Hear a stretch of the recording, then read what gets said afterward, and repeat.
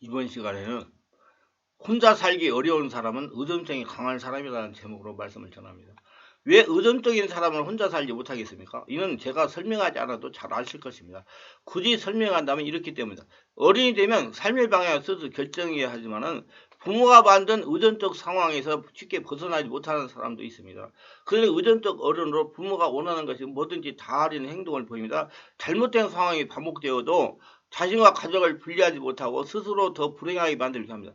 가족이라 어쩔 수 없다고 얘기하면 상황을 내버려 두는 것입니다. 의존적 어른의 특징을 살펴보면 교훈을 얻고 의존적 어른의 관계에서 건강한 거리를 유지하는 방법을 알아보시기를 바라며 의존적이 강한 사람의 특징이 됐어요.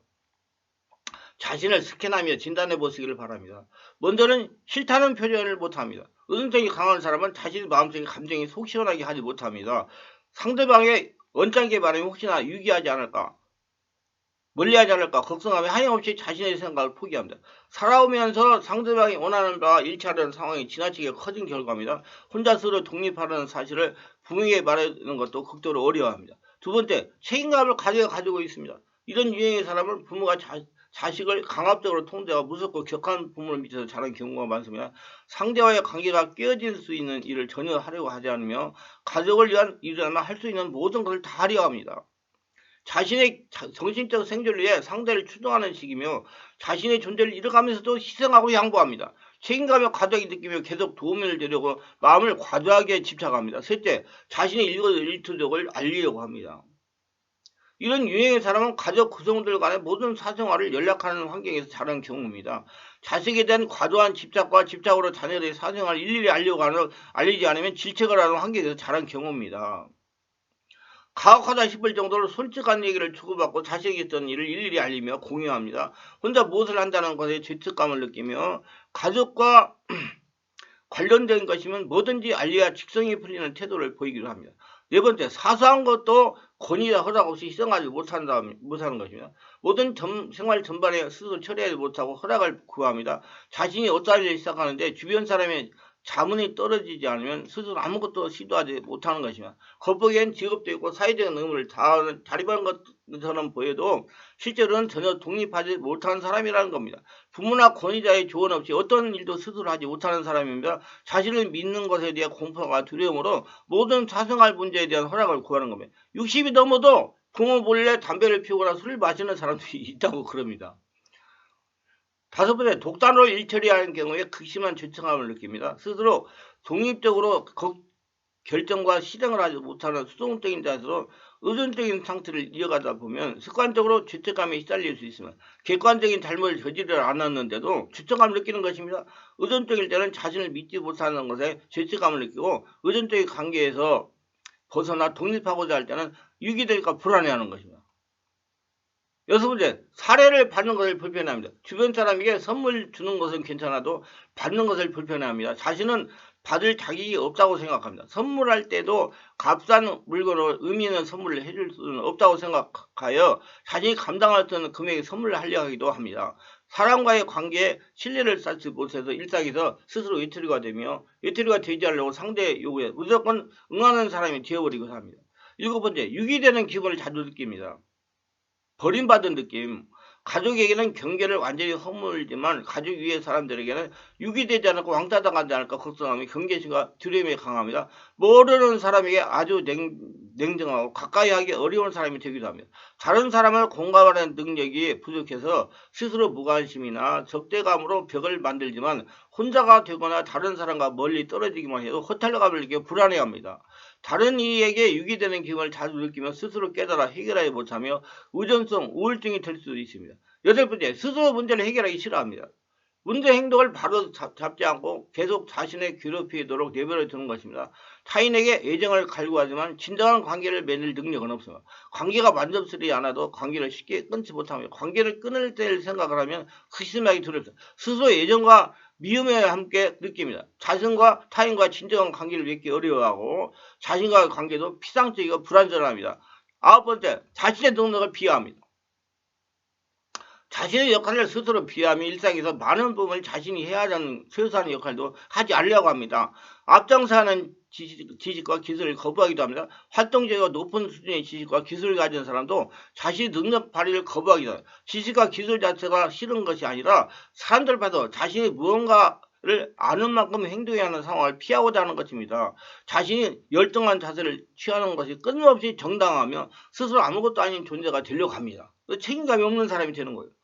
열째, 혼자 독점하라는 의식이 강한 주변 사람에게 관심과 애정을 차지하기 위하여 지나치다 싶을 정도로 자신의 감정을 지나치게 솔직히 드러내고 필요 이상의 개인적인 모습을 드러내서 독점하려고 하긴 합니다. 수치심이 부정한 경우도 많습니다. 권위자가 되면 소지품을 여기저기 늘어놓거나 문을 덜 닫는 어떻게든 자신의 세계를 제한 없이 열어두고 주변에서도 똑같이 해주기를 바랍니다. 공간부터 물건, 돈까지 모든 걸 공유하길 바랍니다. 자녀의 자립을 거부하는 일도 일부 얼마든지 나타나는 증상입니다. 여러분이 어디를 가더라 주인이 아니라 객이라는 생각을 합니다. 자신이 누구인지 정체성을 알지 못하고 공허함을 느끼며 어디서도 자신이 자리를 찾지 못합니다. 자신만의 세계와 망상에 자주 빠져 있습니다. 정도의 차이는 있지만 자신이 사회 안에서 가진 지위를 거부하기도 합니다. 자신의 존재가 드러나는 걸 거부하고 해서 외진 곳을 찾으며 최소한으로 존재하려고 합니다. 주인의식 없어 어디 가도 명백한 소속되어 있지 않고 영원한 손님으로 머물러야 한다고 느끼고 행동을 합니다. 자연스러운 게 자유스러우니까. 12번째, 자신의 나이를 밝히는 것을 두려워합니다. 자신의 존재감과 책임을 어떻게든 부정하고 거부하기 때문에 40에서 50 사이 자신의 실제 나이가 밝혀지는 최후의 순간을 두려워합니다. 나이에 비하여 신체 능력, 지적 능력 저와 같은 증상이 뚜렷해지고 주변 사람들이 자신이 어린이라는 걸 인정할 수밖에 없이 생활할 일이 생기는 것을 겁내는 것입니다. 자신이 오래 살지 못한 거라고 여기기도 합니다. 이 한숨은 참 문제가 의존적인 사람이 이게 문제가 있는 거예요. 빨리 자신을 알고 고치려고 노력해야 됩니다. 그래서 어렸을 때부터 의존성을 치료하고 독립성을 길러줘야 되는 것입니다. 부모가 책임이 커요. 13번째, 자기 자신이 상태를 스캔하지 못합니다. 의존적인 상황에 오래 머무는 사람은 어떤 사람이나 존재를 몹시 아끼고 귀중히 여기는 마음이 고갈됩니다. 감정적 피로감이 커져서 공감과 자비를 베푸는 등이 둔해지는 것입니다. 자신이 아끼고 귀중히 여기는 마음이 약해지고 상대의 고통마저 이해하지 못하는 상태가 되기도 합니다. 사람을 아끼고 귀중히 여기는 마음이 고갈되면 무감각한 상태로 관용이 줄어듭니다. 14번째, 사생활을 독립적으로 실천하며 살아야 됩니다. 의존적인 어른은 가족의 모든 걸 말하지 않고 자기 생각과 겪은 일을 자신만 아는 것입니다. 사소해 보여도 의존적이 있으면 가족이 자신을 유기하고 홀로 남겼다고 느끼며 괴로워할 수 있으며 자신과 타인의 경계를 분명히 아는 것에 익숙해져야 됩니다. 자신이 일상생활 뒤돌아보며 일기쓰기나 친목 모임에서 다른 사람에게 마음을 열면 도움이 됩니다. 진정한 성장을 하려면 가족의 기대를 저버리더라도 자신이 원하는 걸 알려고 자신이 스스로 독립하며 자신의 자리를 찾아야 됩니다. 타인에게 지나치게 보호를 받으려는 의식부터 벗어나려고 노력해야 됩니다.